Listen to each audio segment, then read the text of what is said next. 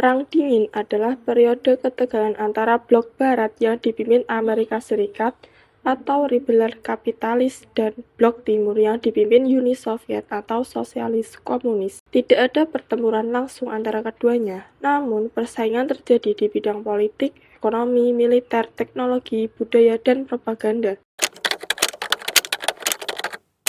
1.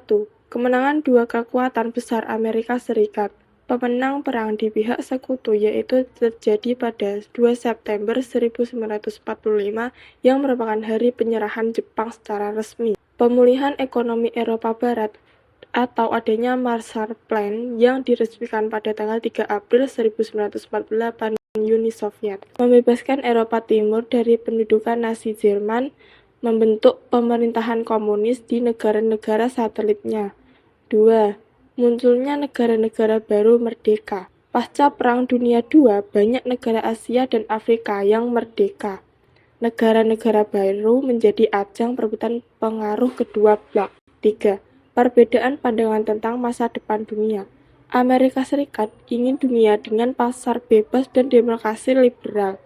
Uni Soviet ingin memperluas komunisme demi pemerataan kesejahteraan.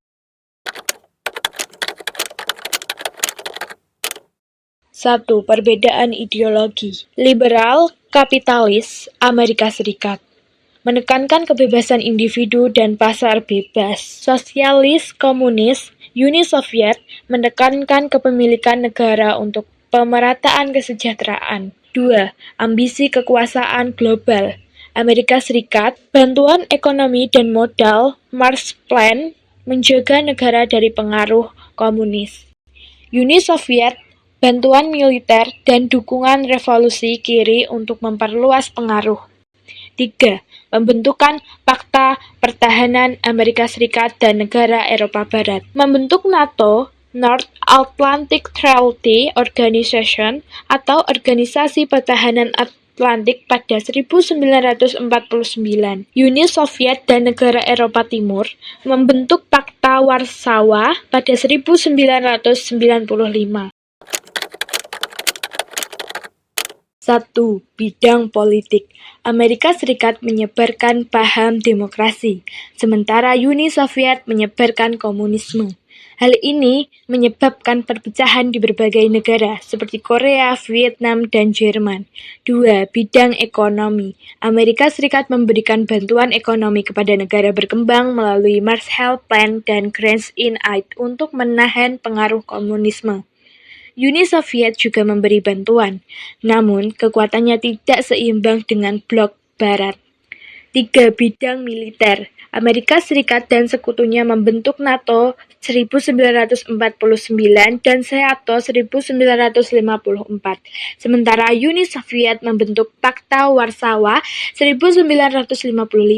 Kedua blok saling membentuk aliansi militer untuk mempertahankan pengaruhnya. 4. Bidang ruang angkasa. Perang dingin juga terjadi dalam eksplorasi luar angkasa. Uni Soviet meluncurkan Sputnik dan mengirim Yuri Gagarin manusia pertama di luar angkasa. Amerika Serikat menyusul dengan misi luar angkasa seperti peluncuran Explorer dan pengiriman John Glenn ke orbit bumi. A. Usaha kedua negara adidaya Amerika Serikat dan Uni Soviet melakukan berbagai perjanjian.